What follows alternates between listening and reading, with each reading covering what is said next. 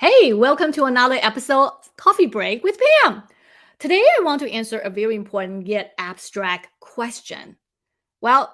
Today's question is about how to deal and how to improve your emotional intelligence. Last week, I talked about how to minimize imposter syndrome, which is I have to deal with that for a long period of time, about 30 years. So today, I want to talk about a little bit of my journey in terms of how I improve the emotional intelligence. So in this short video, I will answer questions like what is emotional intelligence? Why is it important? And number three, what can you do to improve it? By the way, my Tuesday coffee break is syndicated to LinkedIn, Facebook, YouTube, and Twitter. If you miss any of my live stream, no worries. You can always go back and check out my archive, a recorded video on the Pam Didner YouTube channel. And if you like the way I explain things, please give the video a thumbs up, subscribe to my channel, and comment below. I love to hear from you. It's always good to learn from the others and also hear others' feedback. So, what is emotional intelligence, also known as EQ? And here's my own definition. I didn't look up Google, just the way I understand it. EQ is the ability to see other people's points of view and make an effort to modify your action to reach a resolution during conflicts and a disagreement. So that's a little bit more like a business setting type of definition because I'm a B2B marketer. So let's check with our BFF, Google, and see what that kind of like a formal definition is like.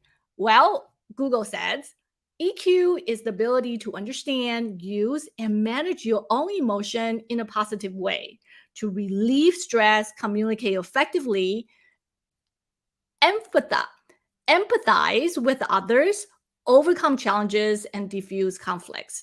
To me, the way that the definition is actually much broader and encompasses kind of like a self-awareness, how you deal with your own emotion, at the same time, how you communicate with others.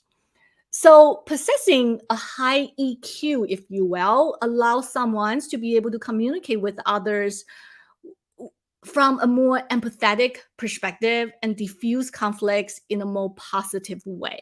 So once you understand that definition, it's easy to see the benefits of having a high EQ. It certainly can help you better build a personal relationship or interpersonal relationship with others.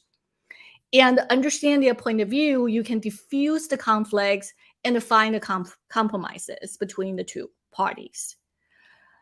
Thirdly, enhance the team morale if you are leading the team and you always have a certain kind of conflicts, if you will, within team.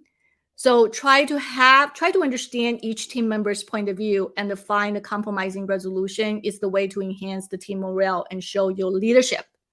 Lastly, you can be a better version of yourself. So how can you increase your EQ? Well, number one, work on listening intently. It's not about hearing what others people have to say. It's about listening earnestly and attentively. Sometimes there are underlining messages that others try to communicate with you, but they are either too polite to say things bluntly or unable to find the right words to explain their points of view. You need to listen carefully, and the best way to be sure that you understand is to paraphrase what you have heard back to them. So use sentences such as, okay, let me try to understand. Or, here's my understanding, blah, blah, blah, blah, blah. Another way is, let me paraphrase what you just said. So these are the couple options that you can actually regurgitate back to them and to show them that you are making an effort to understand their point of view. By regurgitating, you subconsciously opened up your mind a little bit and your brain take a mental note of completely different opinion. Was that, oh, okay, that's an interesting opinion. At the same time, you show others not only that you are willing to listen, but that you also make an effort to understand them. The willingness to listen is a step forward to show compassion and empathy. Listening intently is the first requisite to improving your emotional intelligence. You need to listen. It took me a while to understand that. Number 2, walk a mile in someone else's shoes. Yesterday, I was watching a 2019 movie called The Best of Enemies on Netflix. The Taraji Henson and Sam Rockwell film is based on a true story that happened in Durham, North Carolina, which is my backyard, in 1971. It's a story about an unlikely friendship that was forged between civil rights activists and Edgewater and the local KKK leader, C.P. Ellis. Honestly, the Rotten Tomatoes review is only 52% and the audience score is 76%. So take that with a grain of salt. But I think the message of the film is very useful for the discussion today, or the information in terms of how I want to share with you to improve the emotional intelligence. The backdrop of story is that a Black elementary school was caught on fire, leaving students with nowhere to go. And the city council made a finding that the school was, still usable, but seriously, that was not true. Therefore, NAACP helped to file a lawsuit and ask for the students to be allowed temporarily to attend the local white school while the damaged school, were being rebuilt.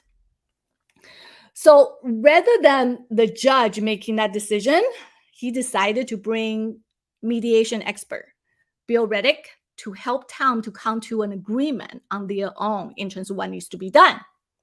So Bill used an approach called charade, which invites everyone to have a say. He asked Anne and the CP to co-chair the charade. And through the open discussion, they narrowed down the issues they need to discuss. The town people were broken down to different groups to brainstorm and hammer out the different resolution points. Then they would regroup as, a whole team each night for the wrap up. They also selected 10 people, 5 from each side, and they called the Senate. The Senate would vote on all resolution on the final night of the charade. Obviously, many things happened during the course of the film to shift CP's mindset. But the pivotal moment came when he took a visit to the fire-damaged school in the summer. Typically, summer is a season that older children just like off school and have a good time. But Black students were still attending school to try to make up the lost time. It was then he began to have a real change of heart. Spoiler alert, he cast a pivotal vote for the resolution of school integration. At the end of the movie, you can also see the real Anne Edgewater and C.P. Ellis sharing their own stories. That was kind of interesting. I like that, So walking in someone else's shoes always have a profound impact on all of us, whether we agree with that person's point of views or not. You don't need to agree with them, but you need to be able to see where they're coming from and why they do certain things or think in certain ways. Sometimes just learning to accept differences is a way to move forward between two parties. Other times, it's really about making a pivotal change, right? You change your action and you see their point of view and you say, okay, I understand why, and I need to make and modify my behavior. Ultimately, your level of emotional intelligence directly equates to your level of empathy. It will affect your ability to resolve conflicts and form and maintain relationship both in your personal life and at work. So it's worth examining where and how you can make adjustment and improve. Honestly, I'm not a very emotional person. AKA, I'm not very sympathetic at times. I remember when my boys were growing up and they were very little, like 2 or 3 years old, and they fell. And I would look at them. I was like, well, I don't see any blood. Get up. Seriously, that's what I would say. My husband was like, come on, show a little compassion, Pam. Well, he's right. So, and my take on life is always, you know what? It's tough. Life is tough. So deal with it. As human, we often just have to deal with that. You know how it is, right? Things happen. Deal with it, face it. But not a lot of people share that kind of point of view or have that kind of mentality to deal with the hardship. I need to think a little bit differently. That different personality have a different way of dealing with it. I need to be sensitive to other people's coping mechanisms. And that was something I didn't think about. I was like, just, you know what, guys, deal with it. I have become more sympathetic over time.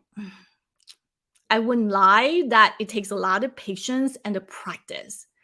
And the life experience and interaction with a wide array of people have taught me a few things, such as putting myself in other people's shoes, especially as a leader. So I would like to end this video with a quote from Brené Brown. Empathy has no script. There's no right or wrong way of doing it. It's simply listening, holding space, withholding judgment, emotionally connecting and communicating that incredibly healing message of you are not alone. So there's no right or wrong way to improve your emotional intelligence, but a good starting point is to start listening intently, be open-minded, and imagine yourself in someone else's shoes. So what do you think? I'd love to hear your thoughts. I hope you enjoyed today's coffee break.